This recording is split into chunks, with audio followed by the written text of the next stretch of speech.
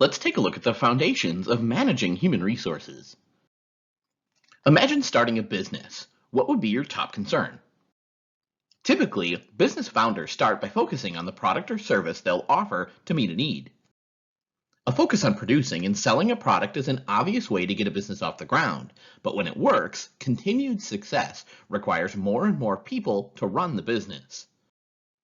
A company's success requires skillful human resource management, the policies, practices, and systems that influence employee behavior, attitude, and performance. Many companies refer to human resource management as involving people practices. These might include analyzing work and designing jobs, determining how many employees are needed, and choosing employees. Teaching employees how to perform, evaluating that performance, rewarding employees, and creating a positive work environment. An organization performs best when all of these practices are managed well. Human resources is sometimes seen as a necessary expense rather than a source of value to an organization. Economic value is usually associated with capital, cash, equipment, technology, and facilities. However, research has demonstrated that HRM practices can be valuable. Decisions such as who to hire, what to pay, what training to offer, and how to evaluate employee performance directly affect employee motivation and abilities to provide goods and services that customers value.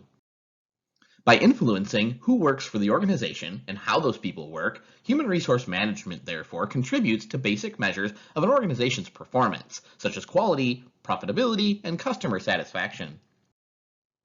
Organizations need the kind of resources that will give them sustainable competitive advantage. Human resources might have these necessary qualities. Human resources that are valuable. High-quality employees provide a needed service, so they perform many critical functions. Human resources are rare in the sense that a person with high levels of needed skills and knowledge is not common. An organization may spend months looking for a talented and experienced manager or technician. Human resources have no good substitutes.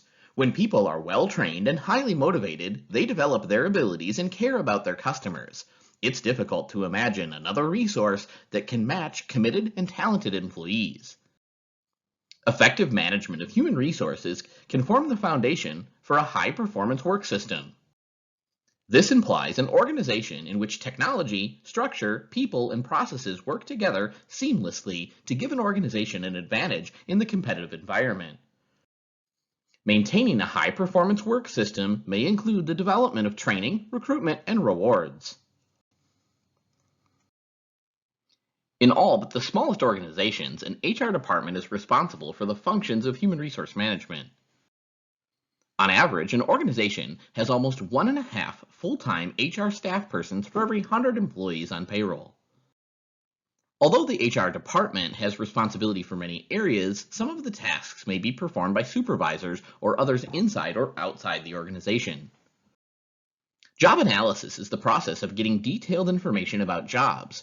Job design is the process of defining the way work will be performed and the tasks that a given job requires. Based on job analysis and job design, an organization can determine the kind of employees it needs and carries out the functions of recruitment and hiring employees. Although organizations base hiring decisions on candidates' existing qualifications, most organizations provide training and development experiences for their employees to broaden or deepen their knowledge, skills, and abilities. The process of ensuring that employee activities and outputs match the organization's goals is called performance management. Various measures are used to compare the employee's performance with the desired result. The pay and benefits that employees earn play an important role in motivation. Decisions about pay and benefits can also support other aspects of organizational strategy. Organizations often depend on HR professionals to help them maintain positive relations with employees. This function includes establishing and communicating policies to promote fair decision-making. Today's HR professionals need to understand the organization's business operation, develop talent for present and future needs, craft effective HR strategy, and reinforce organizational culture. HR can collect and use data to demonstrate their practices have a positive influence on company profit or key stakeholders.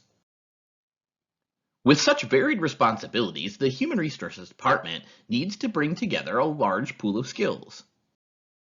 The Society for Human Resource Management has defined sets of knowledge and skills associated with success, grouping these into 9 categories it calls HR success competencies. These categories include HR expertise, relationship management, consultation, leadership and navigation, communication, global and cultural effectiveness, ethical practices, critical evaluation, and business acumen. Each of these fall into 4 clusters of competencies: technical, interpersonal, business, and leadership. In other words, it's not enough to know how to perform tasks specific to HR management. HR professionals must also be able to work effectively with others, contribute to business success, and lead others ethically. Although many organizations have human resource departments, HR activities are not limited to these specialists. In large organizations, HR departments advise and support the activities of other departments. In small organizations, there may be an HR specialist, but many HR activities are carried out by line supervisors. Either way, non-HR managers need to be familiar with the basics of HRM and their role in managing human resources. Organizations depend on supervisors to help them determine what kinds of work need to be done, job analysis and design, and how many employees are needed, HR planning. Supervisors typically interview job candidates and participate in the decisions about which candidates to hire. Many organizations expect supervisors to train employees in some or all aspects of employees' jobs. Supervisors conduct performance appraisals and may recommend pay increases. In all these activities, supervisors can participate in HRM by taking into consideration what ways the decisions and policies affect their employees. Understanding motivation and communication can help supervisors inspire the best from their teams. Whenever people's actions affect one another, ethical issues arise, and business decisions are no exception. Ethics refers to fundamental principles of right and wrong. Ethical behavior is that's consistent with those principles. Business decisions, including HRM decisions, should be ethical, but recent surveys indicate that the general public and managers do not have positive perceptions of the ethical conduct of U.S. business. Many ethical issues in the workplace involve human resource management, like providing training about sexual harassment and establishing processes for handling complaints falling under the umbrella of HR responsibility. In the context of ethical human resource management, HR managers must view employees as having basic rights. One way to think about ethics in business is the morality of correct action is that minimizes encroachments on and avoids violation of these rights. Ethical, successful companies act according to 4 principles. First, in their relationships with customers, vendors, and clients, ethical and successful companies emphasize mutual benefit. Second, employees assume responsibility for the actions of the company.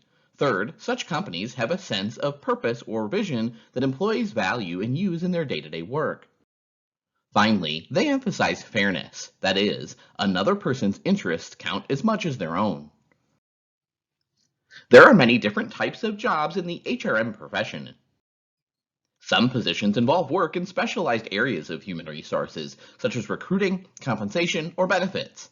Generalists usually perform a full range of HR activities, including recruiting, training, compensation, and employee relations. The vast majority of human resource management professionals have a college degree, and many have also completed postgraduate work. The typical field of study is business, but some HR professionals have degrees in social sciences or law. Those who have completed graduate work have master's degrees in HR management, business management, or a similar field. To be successful in HR, you need to speak the same language as people in the business. HR professionals can increase their career opportunity by taking advantage of training and development programs. These may include passing an exam or professional certification or learning more about the business. Some HR professionals have a professional certification in HRM, but many more are members of professional associations. The primary organization for HRM is the Society for Human Resource Management, known as SHRM. SHRM, the world's largest human resource management association, provides education and information services, conferences and seminars, government and media representation, and online service and publication. Other organizations also support professional development, in particular areas of human resource management.